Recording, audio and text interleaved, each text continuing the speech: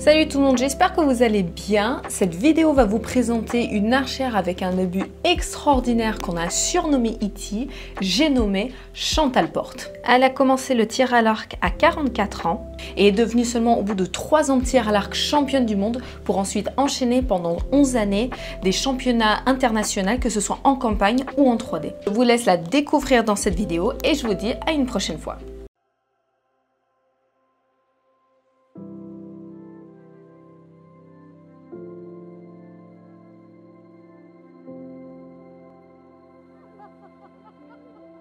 Great arrow flight there. Look at that group. 3 arrows there from the French. So Chantal Porte of France is become. She's emotional, and why wouldn't you be if you just won the medal?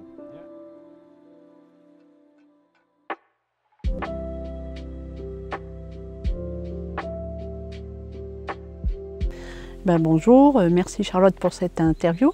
Voilà, je suis Chantal Porte, je suis une maman de 5 enfants et maintenant de 11 petits-enfants, donc une grande famille. J'ai découvert le tir à l'arc en septembre 2005. Pourquoi j'ai fait du tir à l'arc? Ça a été la question un peu bateau qu'on me pose souvent.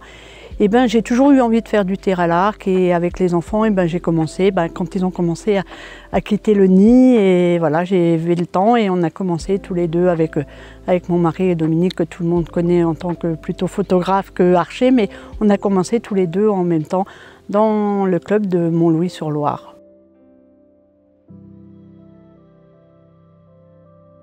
Et puis en fin de compte, ils sont aperçus que j'avais des capacités et là ils m'ont dit: allez, il faut aller faire du campagne, il faut aller faire du 3D. Alors déjà, moi, faire un championnat de France à 40, j'avais tapé les 45 ans, c'était déjà pour moi formidable, quoi. Et donc le premier championnat de France, il était au Petit Bornand et c'était un championnat de France campagne. Donc moi je suis arrivée, voilà, pas un an de tir à l'arc et une médaille de bronze au bout. Et un mois plus tard, il y avait le championnat de France 3D. J'ai fait aussi une bronze en individuel. En fin de compte, quand ils ont vu mes résultats la première année, ils m'ont dit: ah non, mais l'année prochaine, tu vas faire les sélections. J'ai dit: faire les sélections. Alors là, j'ai commencé. Faut savoir quand même que la première année, j'étais juste à un entraînement semaine, pas plus. Et je ne me mets pas plus de pression et je termine aussi première. Donc au cumul, je pars. Et là, c'était pour moi un championnat du monde. C'était un peu la panique à bord, quoi. Je disais: mais non, mais moi je connais personne. Parce que en fin de compte, j'étais même pas de ma deuxième année de tir et toujours l'anecdote est restée. On en reparle et on en reparle. C'est le premier stage que j'ai fait avec l'équipe de France. On fait un tour de table le premier jour. Et quand je disais que j'avais commencé, il y avait 1 an et demi, tout le monde avait des yeux. Tu as commencé qu'il y a quand 1 an et demi, était là, donc c'était un peu bon. Dans la...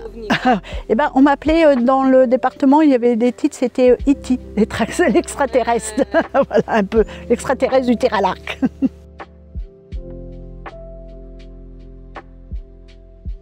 Donc voilà, je suis partie de 2007 à 2017, donc 11 années consécutives et quelques années en campagne aussi, parce qu'on ne peut pas toujours faire les deux, cumuler les deux.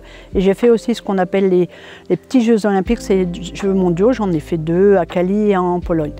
Sur toutes ces expériences, je suis revenue avec 14 médailles. Donc j'ai un titre de championne du monde en individuel à Latina en 2009.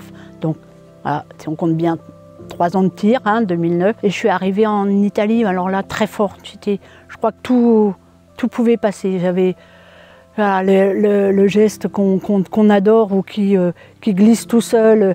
Ça, en 2007, je l'avais. J'ai vraiment surfé presque tout le temps en haut. Et ça, je pense que ça n'arrive pas souvent. Et on aimerait retrouver cette sensation. Et on ne la retrouve pas souvent. Et en 2016, en campagne, je suis championne du monde campagne. J'ai monté toute mon progression, mais ma finale où j'étais vraiment sur juste tenir, bras devant très costaud, vraiment, c'est plus dans la douleur, ça là je l'ai eu. Et franchement, ça là, oui, je pleurais beaucoup parce que j'ai été vraiment la chercher, mais c'est vrai qu'il y en avait une où c'était où tout glissait et une en plus dans la douleur, quoi. Le tir à l'arc m'a amené beaucoup de confiance du fait de ces duels, quoi. Il faut vraiment prendre confiance de la sérénité et je pense que ça, le tir à l'arc m'a apporté ça. Et puis je me suis aussi peut-être découvert aussi que j'étais vraiment très tenace dans ce que je faisais. Je le savais aussi, mais voilà, je baissais jamais les bras, j'allais toujours de l'avant. Même bon, on sait que le tir à l'arc c'est au débat, hein, même sur mes 11 années, j'ai pas toujours, des fois un peu galéré, mais j'ai jamais rien lâché. Bon, ça j'en ai pas un peu conscience, mais on en prend encore plus conscience. Hein.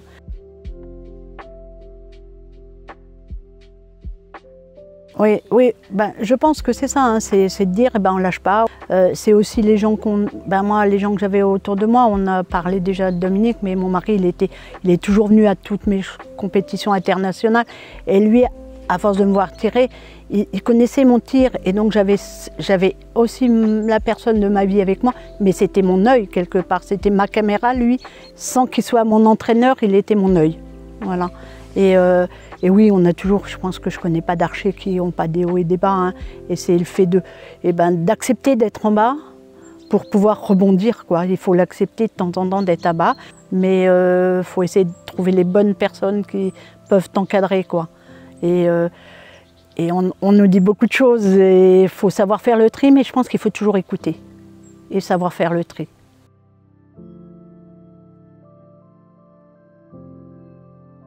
Et ces choses que j'ai apprises, c'est vrai que maintenant que je tire un peu moins, du fait que Dominique n'est plus avec moi, donc j'ai envie de les partager.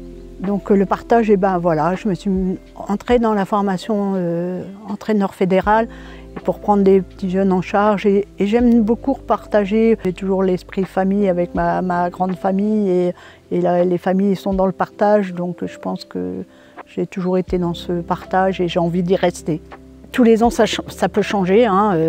On n'est pas toujours les mêmes, donc il faut avoir une capacité d'adaptation assez importante.